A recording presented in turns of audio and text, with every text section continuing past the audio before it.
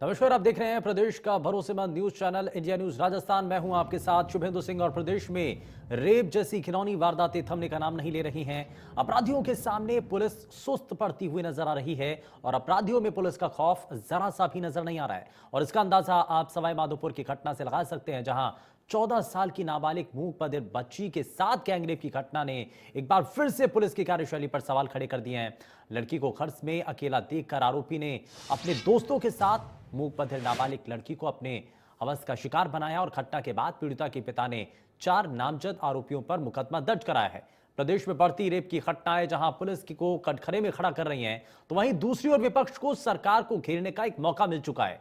प्रदेश में लगातार बढ़ती रेप की वारदातों को लेकर विपक्ष ने सरकार को जमकर कोसा और जमकर घेरा है।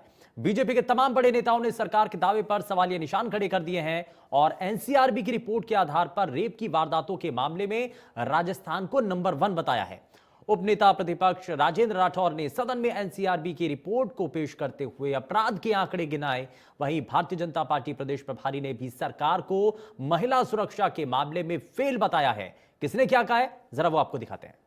स्थान में चारों ओर अपराधीकरण है, जंगल राज है, महिलाओं की तो स्थिति, उनके ऊपर अत्याचार बहुत, यहाँ राजस्थान नंबर 1 है। 10 रेप पर डे हो रहे हैं। सुबह से 6 तो आज की है कि आज 6 तो अभी हो गए हैं। बताइए, यह राजस्थान की स्थिति इस प्रकार से है। अच्छा भला प्रदेश, उसको क्या कर रखा गहलोत जी ने, तो यह बहुत ही चिंता का विषय है। ये आंकड़े चीख रहे हैं, ये मेरे नहीं है। और मुख्यमंत्री जी से क्या बयान दिलाया आपने? आपके डीजीपी साहब क्या बोले? महिला संबंधी अपराधों में 45% मामले झूठे। झांसी का बाई का प्रदेश है ये, यहां नारी पूजी जाती है देवताओं के समान। आपने सच के दायरे में ले दिया मेरी सारी बहनों को। 45% मामले झूठे। और मैं निवेदन करूं, ये महिला अत्याचार के अंदर 3 साल के अंदर 1,15,743 प्रकरण दर्ज हुए और 17% की बढ़ोतरी है महाराज। एक साल का मैं बताऊं तो। और रेप में मतलब 3 साल में 17,644। यानी अगर मैं इन आंकड़ों को दिनों में निकालूं, सभापति मुझे कहते हुए अफसोस है, मेरी आत्मा रो रही है। सुबह से शाम होती है इस राजस्थान की सरजमी पर 18 बहनों की इज्जत लूटी जाती है। ये आपका शासन है।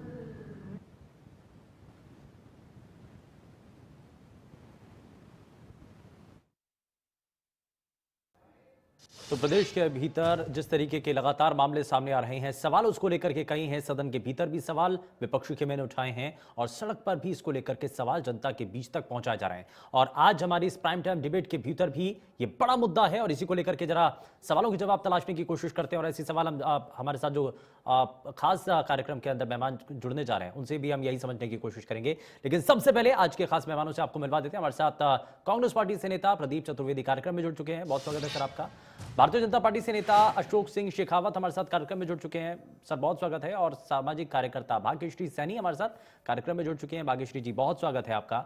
लेकिन शुरुआत में यहाँ पर कांग्रेस पार्टी के नेता हमारे साथ प्रदीप जी लगातार कार्यक्रम में है। प्रदीप जी, शुरुआत में आपसे करना चाह रहा हूँ, कई सवाल हैं, कई आरोप हैं, न सिर्फ सदन के भीतर बल्कि सड़क पर भी इसी तरीके से आरोपियों की बौछार सरकार के ऊपर हुई है। आप दूसरे प्रदेशों का हवाला देते हैं कि आप उत्तर प्रदेश में देखिए, लेकिन भारतीय जनता पार्टी के नेता ये सवाल उठा रहे हैं कि आप अपने प्रदेश में देखिए। प्रदेश में हर घंटे हर दिन के हिसाब से जो मामले सामने आ रहे हैं बेहद चौंकाने वाले हैं। पुलिसिया व्यवस्था को लेकर के सवाल है और सवाल तो सरकार के ऊपर भी है कि सरकार इस पर सख्ती से एक्शन नहीं ले पा रही है। जवाब दीजिए सर।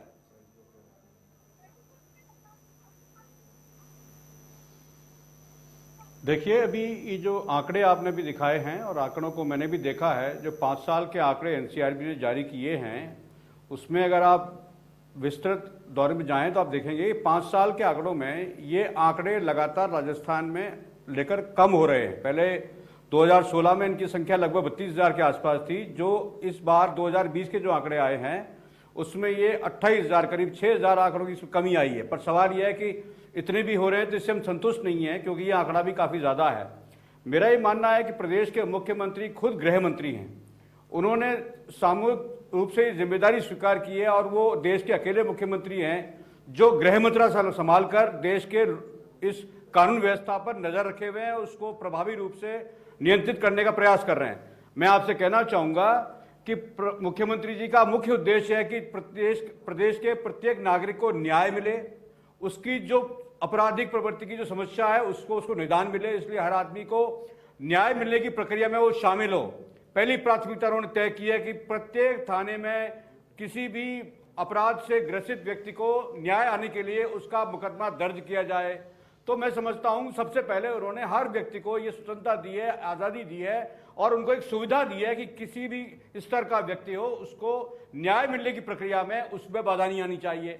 उसके साथ साथ आप देखिए कि उसमें उस आदमी को जो इससे ग्रसित है इस अपराध से, उसको जो न्याय की जो क्वालिटी है, जो उसकी श्रेणी है, वो भी उत्तम कोटि का मिले। तो मुख्यमंत्री जी का प्रयास है कि न्याय भी उसको उचित और अच्छी क्वालिटी का मिलना चाहिए और न्याय तुरंत मिलना चाहिए। तो मेरा मानना यह है कि प्रदेश सरकार इस मामले में बहुत संवेदनशील है और मुख्यमंत्री जी खुद इसका चार्ज संभाले हुए हैं।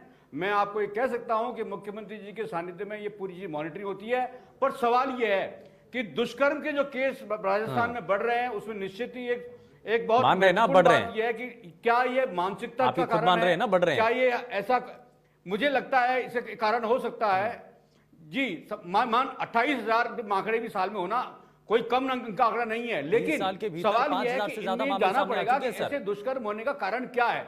तो मेरा मानना यह है कि जिस तरह सामाजिक पहलू भी जानूंगा। सुनिए, मैं बता रहा हूं 2020 के जो आंकड़े आए हैं उसमें 28,000 है और 2016 में ये 32,000 आंकड़े थे, इसलिए कमी इसमें आई है और कमी लाने का प्रयास सरकार निरंतर कर रही है, उसको मॉनिटर भी कर रही है। पर मुझे समझ में आना चाहिए कि जनता पार्टी के नेता बार-बार ये सवाल उठा रहे हैं, इसका मुख्य कारण क्या है।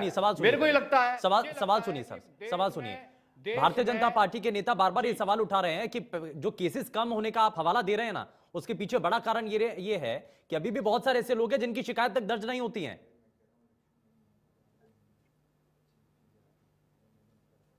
नहीं, मैं आपकी इस बात से सहमत नहीं हूं। हाँ, सरकार मेरी बात नहीं है, ये विपक्ष सवाल उठा रहा है कि 6 जगहों पर अगर थाने में नहीं हो तो एसपी ऑफिस में, सुनिए कलेक्टर ऑफिस, नहीं उठाता रहे सवाल उसमें दम होना चाहिए। ये जो आंकड़े बढ़े हैं केस दर्ज होने के, ये सरकार की इस व्यवस्था के बाद ही बढ़े हैं जिसमें 45% केस झूठे पाए गए।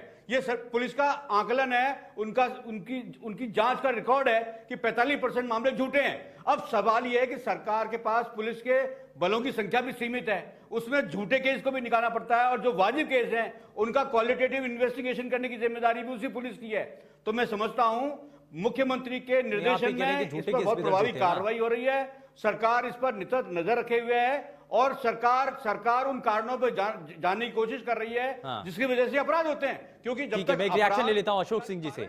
अशोक जी को जरा जोड़ रहा हूं मैं। तो मैं समझता हूं सरकार अशोक शेखावत जी काम कर रही है। अब सरकार तो बड़ी मजबूती के साथ काम कर रही है, लेकिन ऐसा हो क्या रहा है जिस वजह से अपराधों पर अंकुश नहीं लग पा रहा है? सरकार की मंशा साफ है, कांग्रेस पार्टी के नेता कह रहे हैं हम तो प्रयास कर रहे हैं, पहले तो बहुत ज्यादा आंकड़ा था लेकिन अब धीरे धीरे हम कम कर रहे हैं इसको, हम बहुत हद तक सख्ती बरत रहे हैं। अगर कोई भी ऐसा अपराधी सामने आता है तो जल्दी से जल्दी उनके खिलाफ एक्शन कैसे लिया जाए, इसके लिए पुलिस भी काम कर रही है।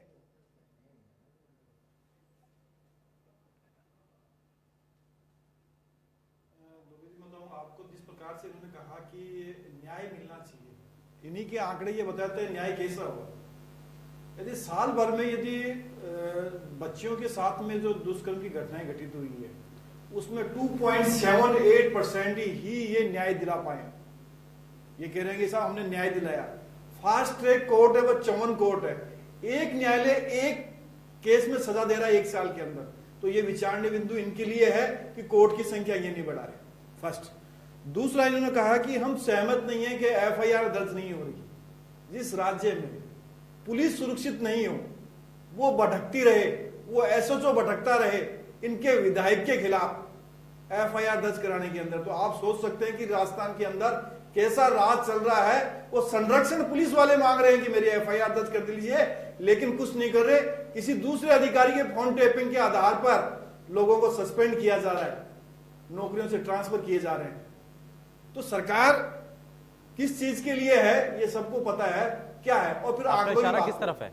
2019 कांग्रेस पार्टी के विधायक की तरफ है। 2020 के अंदर यदि मैं सरकार की,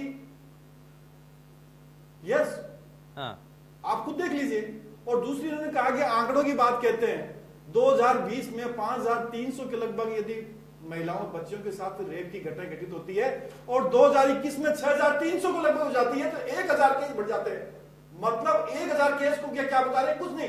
फिर कह रहे हैं आप तो झूठे कह रहे केस हैं महिलाएं बढ़ गए, वो तो पिछले सालों की तुलना कर रहे हैं। वो कह रहे हैं कि अब तो आपने ग्राफ कम कर दिया है। ये आंकड़ों को अपने अपने लिहाज से कैसे देखा जाता है सर? यही जरा समझाइए। कांग्रेस पार्टी के प्रवक्ता अपने लिहाज से उन आंकड़ों को देख रहे हैं, आप अपने लिहाज से देख रहे हैं। नहीं, आपके आंकड़े मैं आपको बताना चाहता हूं, आपकी स्क्रीन मैं आपको बताना चाहता हूं 2016 में 38,947 हैं, कौन से केस 2017 में 32,559 हैं, 2018 में 33,556 हैं, 2019 में 32,033 हैं और 2020 के 28,046 आंकड़े हैं। ये आंकड़े प्रकाशित हुए हैं आज के अखबारों में, ये आंकड़े प्रकाशित हुए हैं, इसलिए ये मनगढ़ंत नहीं है। मैं आंकड़े आपको रिकॉर्ड के साथ कह रहा हूं। आंकड़े खुद के आंकड़े इनके, ये आंकड़े मीडिया में हैं, ये आप देखिए। आंकड़े वो क्या कह रहे हैं? 1,15,000 आंकड़े। और आज नेता प्रतिपक्ष जो है राजेंद्र राठौड़ जी ने विधानसभा के अंदर ये बात कही है, उसको भी झुठलाएंगे? यदि है राजस्थान के अंदर महिलाओं के, बच्चों के कितने अपराध हैं, कितने दुष्कर्म के केस दर्ज हुए हैं? 6000 से ऊपर के दर्ज राजस्थान के अंदर हो चुके हैं और उसमें न्याय नाम मात्र का न्याय मिला है और कह रहे हैं हम न्याय दे रहे हैं। और गृह मंत्री की ये बात करते हैं। गृह मंत्री जी पता किसके अंदर डूब रहे हैं? अपने लोगों को अंदर डालने में लग रहे हैं, फोन टैपिंग कर रहे हैं। जो सरकार फोन टैपिंग में लग रही है अपने आदमियों को, वो सुरक्षा कैसे दे सकती है? अपराधियों को में भय है क्या? आज अपराधी आराम से घूम रहे हैं, परिवादी में भय है, वो बेचारा भटक रहा है और कह रहे सर फ्री एफआईआर करते।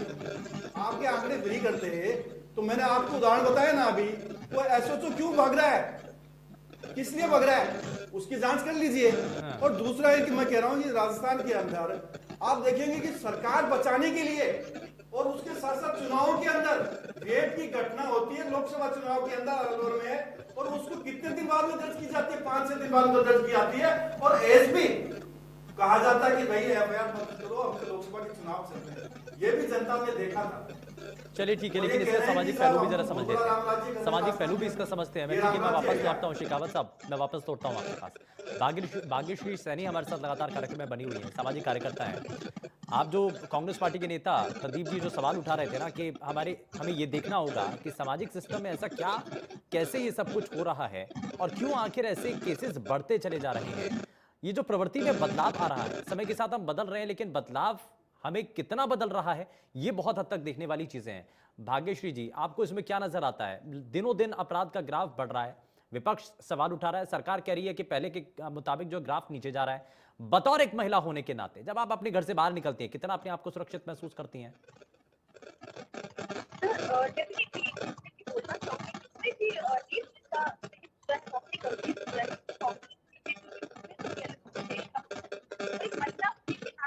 जब डेली बेसिस पे हम एनसीआरबी की रिपोर्ट्स देखते हैं या न्यूज़पेपर देखते हैं तो ऑब्वियसली सेफ तो नहीं फील करते हैं। सामाजिक स्तर पे एक सामाजिक कार्यकर्ता के तौर पे मैं देखूं तो इस चीज के लिए फैमिली भी उतनी रिस्पॉन्सिबल है, सोसाइटी भी उतनी रिस्पॉन्सिबल है, लॉ एंड ऑर्डर भी उतना ही रिस्पॉन्सिबल है। सभी स्टेक होल्डर्स अपना अपना एक रोल प्ले कर रहे हैं। हम लोग कहाँ से जो क्रिमिनल माइंडसेट के लोग हैं, क्यों उनमें लॉ एंड ऑर्डर का डर नहीं है या क्यों उनमें वो वैल्यूज हम लोग नहीं डालते हैं कि वो लोग ऐसी चीजों को करने से डर। एक बच्चा जब छोटा सा बड़ा होता है वो डिस्क्रिमिनेशन हम लोग वही पैदा कर देते हैं कि लड़के को लड़कों की तरह बड़ा किया, लड़की को लड़की की तरह बड़ा किया। एक कोड ऑफ कंडक्ट हम लोगों ने लड़कियों के लिए तय कर देता है, लड़कों के लिए हम लोग तय नहीं करते हैं।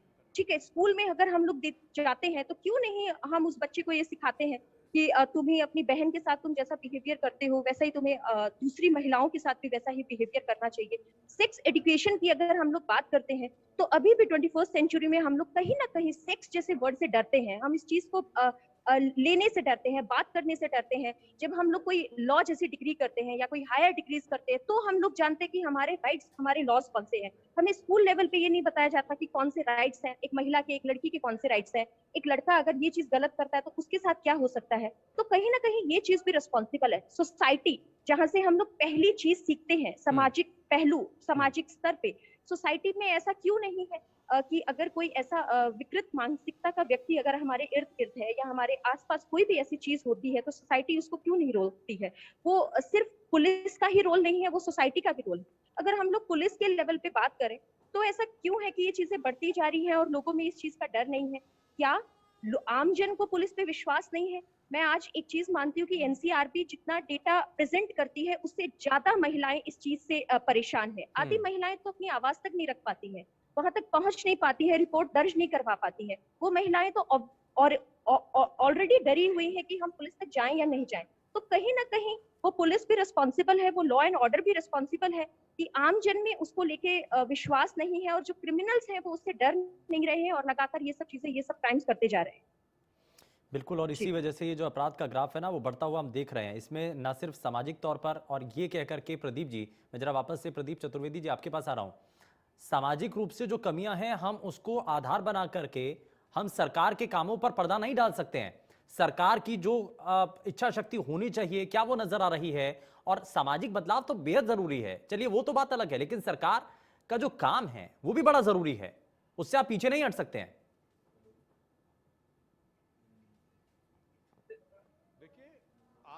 उठाया है उसमें आपको एक कहना है कि जो आंकड़े मैं देख रहा हूं, उस आंकड़े में जैसे मैंने आपसे कहा कि 45% जो पुलिस कह रही है, डीजीपी पुलिस कह रहे हैं कि मामले झूठे निकले हैं।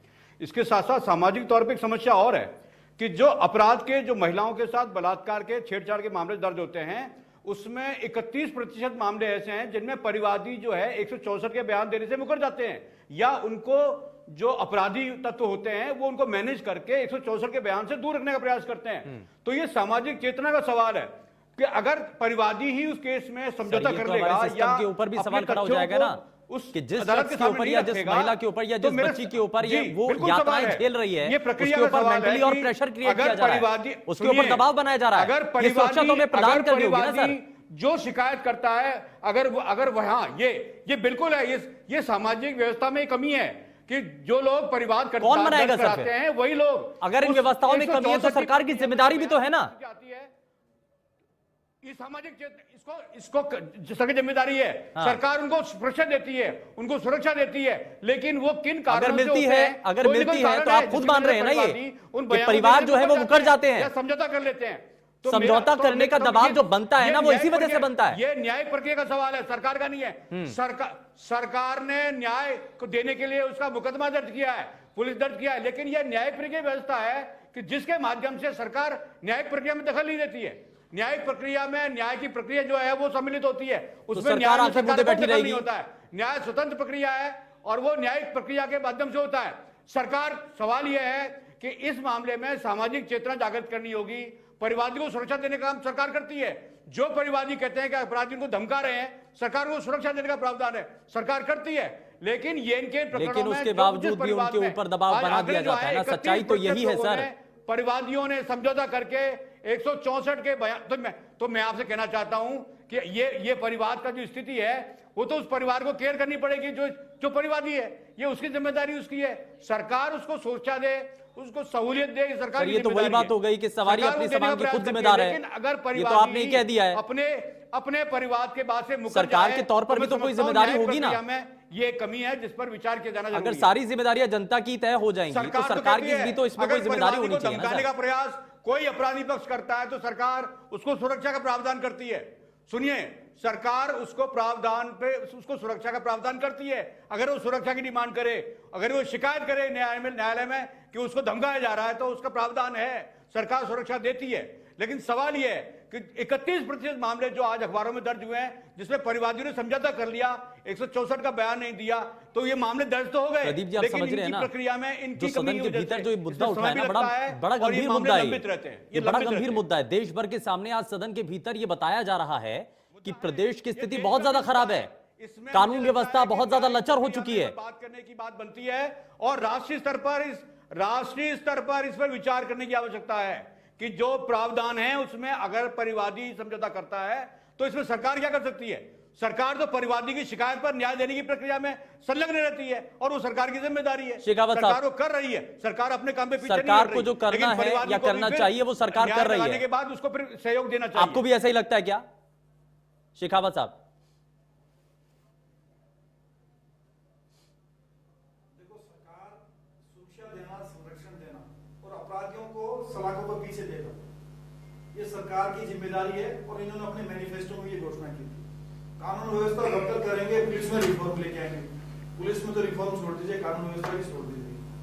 आप ये कह रहे हैं कि हम सुरक्षा देंगे और सामाजिक कारण, हर चीज किस पर डाल देना, जनता पर डाल देना। कांग्रेस 3 साल से यही कर रही है, मतलब अपनी नाकामियों को छुपाने के लिए जनता ऐसी कर रही है। परिवादी 164 सीआरपीसी बयानों की बात करते हैं, आपको देखा 164 सीआरपीसी में आपने एफआईआर दर्ज करी है, आपने उसको मुलजिम को पकड़ा नहीं है, उसको कैसा प्रेशर डाला जाता है आपको पता है। ऐसे कैसे दुनिया ना कौन मना करता है, लेकिन पुलिस खुद मिली हुई है इनसे, मुलजिमों के साथ में, अपराधियों के साथ में सांठगांठ हो रही है, सरकार उनको संरक्षण दे रही है, ऐसे मुकदमे लेके आते हैं। आप शेखावत साहब, आप तो पुलिस आपके लिए आरोप लगा रहे हैं कि पुलिस वाले भी मिले होते हैं, उनके खिलाफ कार्रवाई कीजिए। आप आरोप लगा रहे हैं पुलिस वालों के ऊपर, राजस्थान पुलिस के ऊपर आप सवाल उठा रहे हैं। क्यों नहीं है, क्यों नहीं है? ऐसे केसेस, कई केसेस हैं राजस्थान के अंदर। आप बताइए, यदि पुलिस के थाने में रेप हो रहे हैं, और कितने केसेस हुए रेप हुए राजस्थान में 3 साल के अंदर, और उनकी हालत देखिए आप, क्या हालत है थाने के अंदर जाइए। ये वही पुलिस है, जब आपकी सरकार बनती है तो ये वही पुलिस है जिनके ऊपर आप बड़ा भरोसा करते हैं, लेकिन सत्ता परिवर्तन होने के साथ इसी पुलिस के ऊपर से आपका भरोसा उठ जाता है। आप सवाल उठा रहे हैं आज। मैं कह रहा हूं नहीं, जो नहीं, आप ये बताइए, वही पुलिसकर्मी है ये प्रकार से जिनकी आप पीठ थपथपाते हैं, शाबाशी देते हैं, सामूहिक रूप से हुए हैं, उसकी जिम्मेदारी किसकी है? मैं उनके लिए बात कर रहा हूं, मैं सारे पुलिस वालों के लिए बात नहीं कर रहा। वो मामूस उलट करते हैं उनके लिए, लेकिन पुलिस पर दबाव कौन बना रहे हैं? सरकारी संरक्षण किसको दे रहे हैं अपराधियों का? ये काम तो सरकार, कांग्रेस सरकार तो कर रही है वर्तमान के अंदर। दूसरा कहा कि हम राष्ट्रीय स्तर पर हम लेके जाएंगे इसको। राजस्थान रेप के नंबर 1 है, रेप में नंबर 1 है, दूसरे राज्य का है, उसके अंदर इसका अंतर आ रहा है, कम से 39% का अंतर आ रहा है। इस अंतर को कैसे पाटोगे आप? आपने चालान पेश कर दिया, सजा का ग्राफ आपका कम आ रहा है, सजा का आपने कहा कि हमने टाइम लिमिट मान ली है, उस टाइम लिमिट में सजा हो रही है। फास्ट ट्रैक कोर्टें आपके पास कम है, ये खुद आपके पटल पर मान लिया गया कि हम फास्ट ट्रैक कोर्टें करेंगे। 3 साल में आपने किया क्या ऐसा को काम, बता दीजिए। उसका तो बता दिया कि साहब हमने फ्रेंडली कर दिया, कोई आओ एफआईआर दर्ज करा दो। रेप के जैसे मामलों में, गैंग के रेप के जैसे मामलों में ये इस प्रकार की बात करें। आप तो हत्या जैसे मामलों में, राजस्थान के अंदर 6800 के लगभग हत्या हो चुकी है 3 साल के अंदर। क्या वो हत्या के मामले दर्ज नहीं होते थे पहले? उसमें भी अपराध बढ़े हैं, उसमें भी 18% बढ़ गई है 20 के मुकाबले 21 के अंदर। उसके बारे में कहेंगे चोरी, लूट, डकैती, आज देखिए लूट सरेआम है, और महिलाओं के प्रति आप अपराधों में करोगे तो प्रतिदिन 18 अपराध रेप के केस राजस्थान में दर्ज हो रहे हैं, उसके बारे में कुछ नहीं कहेंगे। सरकार किसमें लग रही है? सरकार बचाने में लग रही थी सारे साल, 3 साल सारे लगा गए। और रिफॉर्म की बात करें, रिफॉर्म बताए पुलिस में कौन सी रिफॉर्म की आपने? रिफॉर्म करते तो ऐसे अपराध नहीं बढ़ते। आज सीसीटीवी कैमरे क्या है, आप देखिए जिस प्रकार से अभेद, आपको सीसीटीवी कैमरे के हिसाब से केंद्र सरकार ने जो पैसा दिया वो लैप्स हो गया, 60% के लगभग कैमरे नहीं लगे, जहां लगा दिए उनको देखा नहीं राजस्थान के अंदर। अब देखिए ऐसी जगह देखी जाएगी, और ये नहीं राजस्थान जैसी जयपुर, राजधानी जयपुर है, उसमें देखिए कैमरों का क्या हाल है। तो अपराध तो बढ़ेंगे। मैं भाग्यश्री जी से जरा एक रिएक्शन हूं, लेकिन उससे पहले जरा प्रदीप जी से मैं जरा जल्दी से एक जवाब दे लेता हूं। प्रदीप जी, ये बड़ा सवाल उठ रहा है कि पैसा जो लैप्स हो गया, सीसीटीवी कैमरों को लगने के लिए जो पैसा आया था, भेजा गया था, वो भी उसका इस्तेमाल नहीं किया गया, वो लैप्स हो गया। भारतीय जनता पार्टी के नेता ये सवाल उठा रहे हैं। अब सवाल यह है कि नई तकनीकों का सहारा लेकर अगर हम प्रदेश की महिलाओं को या प्रदेश के लोगों को अगर सुरक्षित करना चाहें, तो ऐसे तो अगर पैसा अगर लैप्स होता रहेगा तो कैसे हो पाएगा फिर? सर, सबसे पहले तो मैं एक चीज बोलना चाहूंगी, जैसा सर बोल रहे थे भाग्यश्री जी, मैं आपसे रिएक्शन लूंगा, लेकिन उससे पहले जरा मैं प्रदीप जी से एक जवाब लेता हूं। प्रदीप जी, जवाब दीजिए सर। जी, आपका जो सवाल है उसमें कहना चाहता हूं कि जो आंकड़े मेरे माननीय साथी ने दिए हैं, इस पूरे 3 साल के टेन्योर में जब से मुख्यमंत्री खुद गृह मंत्री हैं, मैं समझता हूं राजस्थान में पुलिस अधिकारियों के जितने कार्रवाई उनके खिलाफ हुई है, उतनी अब तक के किसी टेन्योर में, किसी मुख्यमंत्री काल में नहीं हुई है। थाने लाइजर कर दिए गए, और उनका अपराध क्या था कि उन्होंने प्रारंभिक स्थिति में अपराध दर्ज करने से मना किया, या उस अपराध की एफआईआर को टालने की कोशिश की। तो मुख्यमंत्री जी ने अपने मुख्यमंत्रित्व काल में पूरे प्रदेश में सबसे अधिक कार्रवाई कर थानों के थाने लाइन हाजिर कर दिए। इसलिए सवाल जो उठाते हैं, इसमें सवाल उठाने का काम इनका है। सच्चाई नहीं है तो ऊपर जाइए ना, आप मना कर दीजिए। आज प्रदेश में एसीपी मना तो करिए ना सर। भ्रष्टाचार के मामलों को लेकर एक कीर्तिमान स्थापित किया है। पूरे देश में अकेली सरकार है, पूरे अकेली सरकार है जिसने भ्रष्टाचार के मामले में अधिकारियों को रिश्वत लेते पकड़ा जा रहा है। ये पूरा कीर्तिमान पूरे देश में अकेली हमारी राजस्थान सरकार का है। इसके साथ साथ सर, इसका दूसरा पहलू ये भी है कि कोई डर नहीं है उनमें, पुलिस की कोई डर नहीं है, कोई खौफ नहीं है। कर रखी है, इसलिए डर सवाल उसका नहीं है। सवाल बिल्कुल मुख्यमंत्री रोज मॉनिटर करते हैं हर एसपी। एक छोटे से ब्रेक के लिए रुकना है, मैं वापस लौटूंगा सर। सभी खास मेहमान लगातार हमारे साथ कार्यक्रम में बने हुए हैं।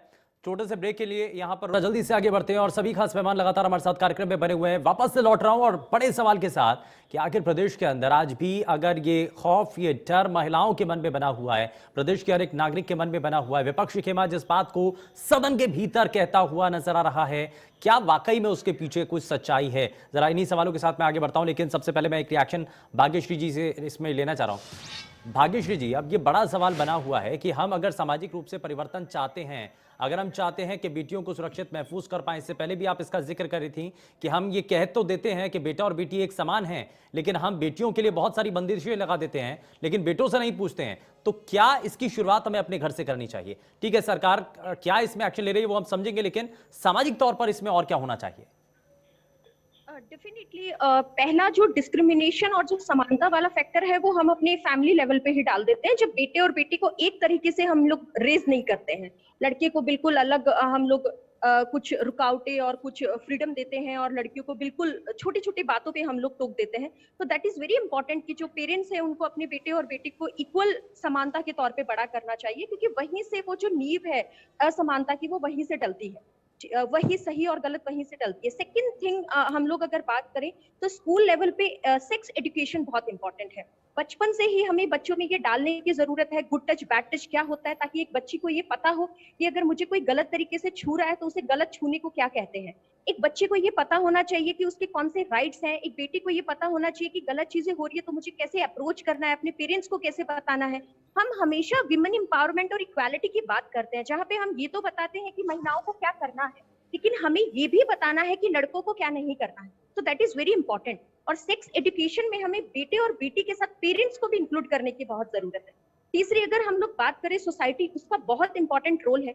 ये जो मानसिक विकृति, मानसिक सोच वाले लोग जो समाज में है, ये कहाँ से आते हैं? समाज किन से बनता है? समाज हम जैसे लोगों से ही बनता है, जिसे हम सोसाइटी बोलते हैं। तो बहुत जरूरत है कि अगर हमारे आसपास ऐसी कोई घटना हो रही है तो हम उसके लिए अपने स्तर पे भी कुछ शिकायतें करें, अपने स्तर पे भी कुछ डिसीजन लें, क्योंकि सारा जो जिम्मेदारी है हम सिर्फ एक ही चीज को, गवर्नमेंट को, लॉ एंड ऑर्डर को या अपने स्तर पे भी नहीं दे सकते।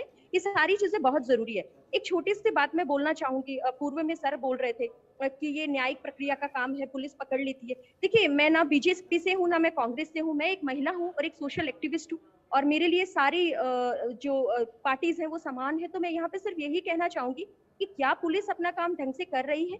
क्या जो जुडिशरी है उसका काम होता है डिसीजन देना, उससे पहले का जो रोल होता है, जो एविडेंस कलेक्ट करने होते हैं, क्या हुआ है क्या नहीं हुआ है, उनको प्रॉपर ट्रांसपेरेंट तरीके से जो रिपोर्ट्स होती हैं, वो तो पुलिस का ही काम है। जब प्रॉपर तरीके से पुलिस वो नहीं करेगी तो जुडिशरी अपना डिसीजन क्या देगी?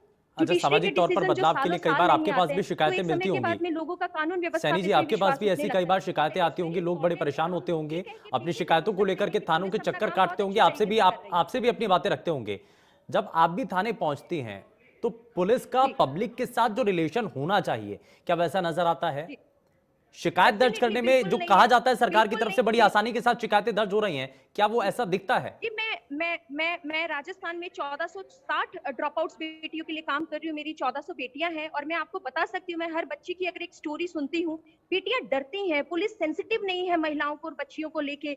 चीजों को ऐसे खोद के इतने विपरीत तरीकों से पूछा जाता है कि बच्चियां डरती हैं, महिलाएं डरती हैं कि क्या हमें जाना चाहिए, क्या पता नहीं सोसाइटी हमें एक्सेप्ट करेगी नहीं करेगी, इस मुद्दे को पता नहीं कौन सा रूप दे दिया जाएगा। तो पुलिस को बहुत जरूरी है कि आप लोग ये ट्रेनिंग भी देने की जरूरत है कि वो सेंसिटिव कैसे रहे, महिलाओं के प्रति उनका व्यवहार कैसा रहना चाहिए। That is very important thing जो हमें करने की जरूरत है। तो एज अ महिला आई डोंट फील कंफर्टेबल कि मैं थाने में जाके अप्रोच करूं पुलिस को और मैं बोल दूं।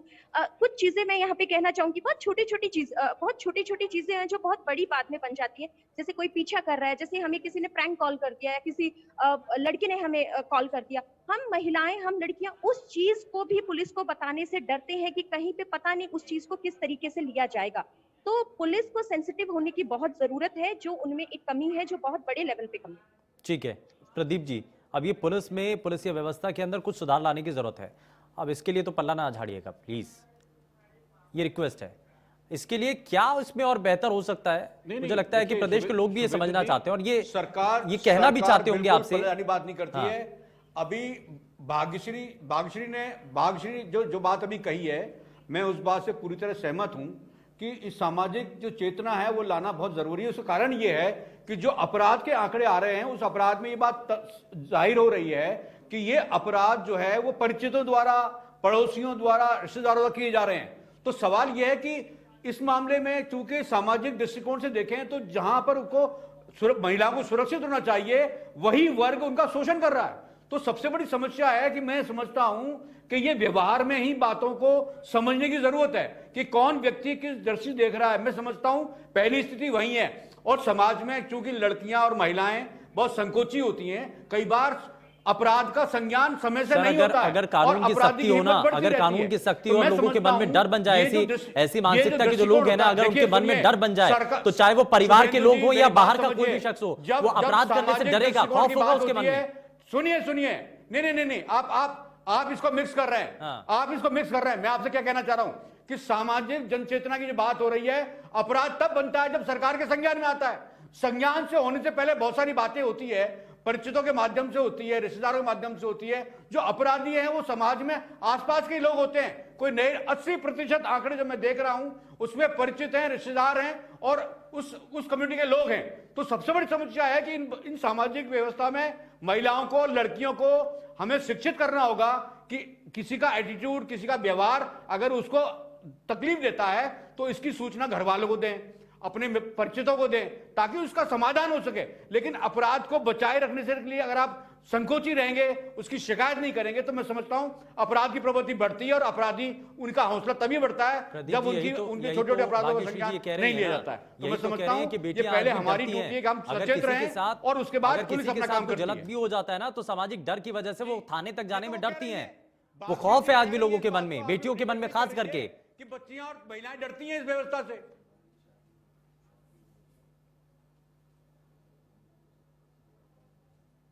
शेखावत साहब को जरा जोड़ रहा हूं मैं। शेखावत साहब जरा जवाब दीजिए सर। हाँ, देखो इन्होंने कहा कि हमने बहुत अच्छा काम किया। इनके मैनिफेस्टो में कहा कि जेल को रिफॉर्म करेंगे। रिफॉर्म ऐसा किया इन्होंने कि वहां से माफियाएं चल रहे हैं, संगठित गिरोह चल रहा है, और राजस्थान के अंदर ऐसा गिरोह चल रहा है। और ऐसा इन्होंने कहा कि हमने कीर्तिमान स्थापित किए हैं, कीर्तिमान जरूर स्थापित किए हैं, हर चीज में नंबर 1, रेप में नंबर 1, अवैध खनन में नंबर 1, बजरी में का परिवहन के अवैध करना नंबर 1, बाल तस्करी में नंबर 1। उसके अलावा आप देखिए कि पेपर लीक जैसे मामले हो रहे हैं, उसमें भी आजकल नंबर 1 आने की स्टार्ट हो गई है। पिछली भाजपा सरकार में जेलों में खूनी संघर्ष हुए हैं, देखो इनके खूनी संघर्ष हुए हैं जेलों में, जो आज 3 साल में कहीं सुनने को नहीं मिल रहा है। कहीं सुनने को नहीं मिल रहा है। जेलों में खूनी संघर्ष आपस में अपराधियों में हुए थे, ये अखबारों की सुर्खियां बनी थी, उसकी चर्चा नहीं कर रहे। और 3 साल में इस तरह का कोई अपराध जेलों में नहीं हुआ है। मोबाइल ढूंढ के निकाले जा रहे हैं। सरकार बता रहा हूं ना, जेलों की व्यवस्था कर उतारने में लगी हुई है। 3 साल में कहीं पर भी खूनी संघर्ष नहीं हुआ जेलों में, जो वसुंधरा जी के राज में होता रहा है। खूनी संघर्ष में लोग मरे, उनके अपराध हुए और वो चर्चाओं में रहे। मतलब सदन में बकती है, टीवी डिबेट में बकती है और सड़क पर भी बकती है सरकार। ये 3 साल से करने वाली सरकार यही सरकार है। और दूसरा कि मैंने कहा कि अवैध बाल तस्करी और अवैध खनन और अवैध हथियार में भी नंबर 1। तो ऐसा कानून इनका कौन सा कीर्तिमान स्थापित कर रहे हैं ये 3 साल में, ये कीर्तिमान स्थापित कर रहे हैं। और दलितों भाइयों के खिलाफ, आदिवासियों के खिलाफ दूसरे नंबर पर स्थान इनका राजस्थान का। ये देखिए कैसा कीर्तिमान स्थापित कर रहे हैं। पीछे से आते तो अच्छा लगता कि हम शिक्षा दे रहे हैं, स्वास्थ्य अच्छा कर रहे हैं। यदि शिक्षा और स्वास्थ्य की हम बात करें तो सबको पता है कि राजस्थान के अंदर स्वास्थ्य व्यवस्था कैसी है, कैसे मेडिकल कॉलेज। यदि केंद्र सरकार का फंड आता तो कहते हैं साहब हम दे रहे हैं, ऐसा नहीं, थोड़ा सा आप केंद्र सरकार मोदी जी का भी धन्यवाद दे दीजिए, लेकिन नहीं देंगे, कहते मेडिकल कॉलेज खोल रहे हैं। और मेडिकल कॉलेज खोल दिए।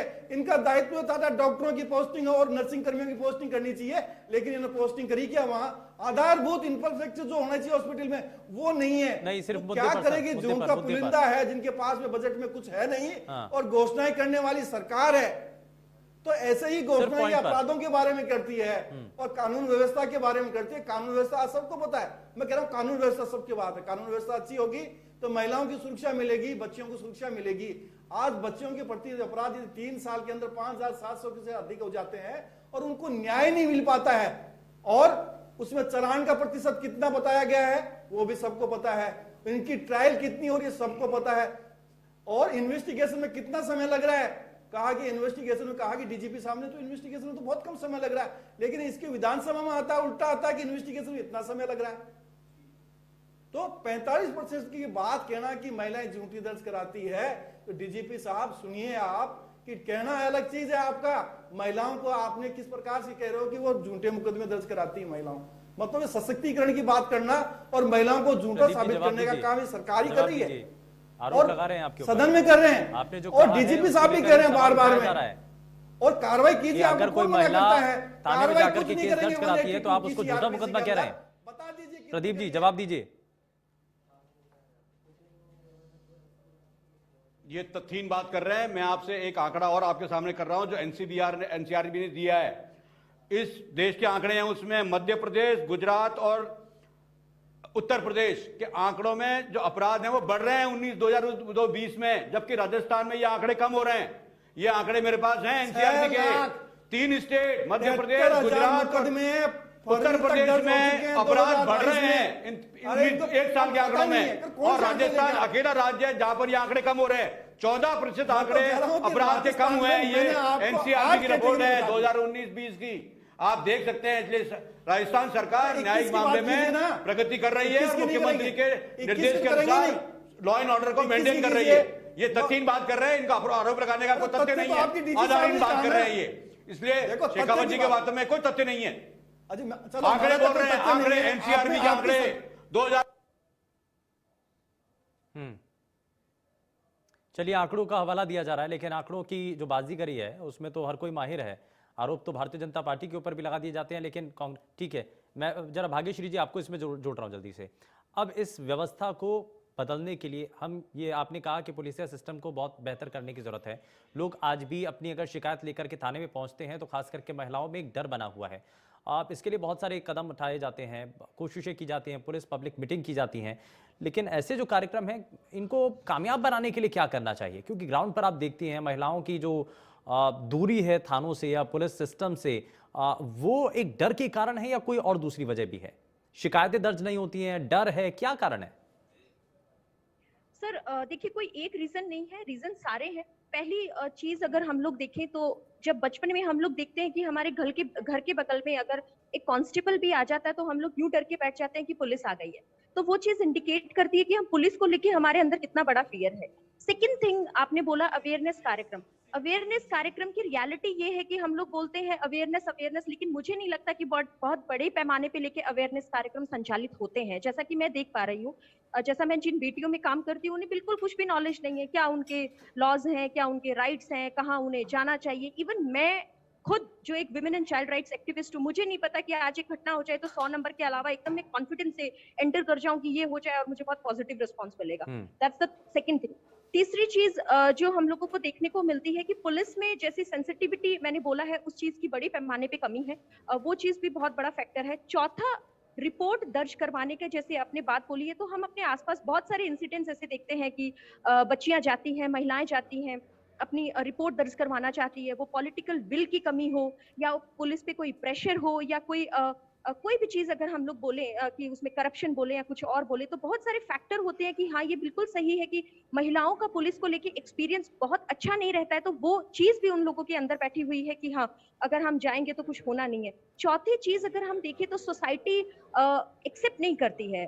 महिलाएं जो सर्वाइवर होती है उन्हें पहले स्टेज पे हम लोग विक्टिम बना देते हैं कि नहीं ये विक्टिम है और हमें एक्सेप्ट नहीं किया जाएगा। तो वो सोसाइटी जो है वो भी बहुत रिस्पॉन्सिबल है इस चीज के लिए। अगर हम यहाँ पे हमारे लॉ देखें तो वो जो विक्टिम ओरिएंटेड लॉ है, कभी भी सर्वाइवर ओरिएंटेड लॉ हमारे यहाँ पे नहीं है कि महिलाएं जिनके साथ ये घटित हुआ है उनको मेडिकल वो मिले, उसके बाद में जो महिलाएं जिनके साथ ये चीजें हो गई हैं वो किस मानसिक अवसाद की लड़ाई वो जिंदगी भर लड़ती हैं, उनकी काउंसलिंग, उनकी देखरेख, हमने सारे लॉज सिर्फ विक्टिम ओरिएंटेड बना दिए हैं। जो कृत्य करते हैं उनके लिए क्या है और क्या नहीं है, तो सारी चीजें यहाँ पे रोल प्ले करती हैं। और अवेयरनेस करने के लिए हमें बहुत ज्यादा जरूरी है कि हम लोग जो नॉन गवर्नमेंट ऑर्गेनाइजेशंस हैं उनके साथ भी पुलिस संवाद करे, उनके साथ भी स्कूल्स हैं, जो हमारे कॉलेज हैं, हमारे पंचायत स्तर पे हैं, हमारे ग्रामीण स्तर पे हैं, अवेयरनेस कार्यक्रम करने की बहुत ज्यादा जरूरी है, क्योंकि यही एक वो बड़ा माध्यम है जिससे हम लोग जनता में अवेयरनेस ला सकते हैं। एक चीज ये भी नजर आती है कि जब भी कोई ऐसा मामला सामने आ जाता है ना, तो परिवार जो है वो अपने ही बच्चे के ऊपर ज्यादा उनके ऊपर दबाव बनाना शुरू कर देता है। आप वो ये समझते नहीं है कि पूरा मामला है क्या आखिर।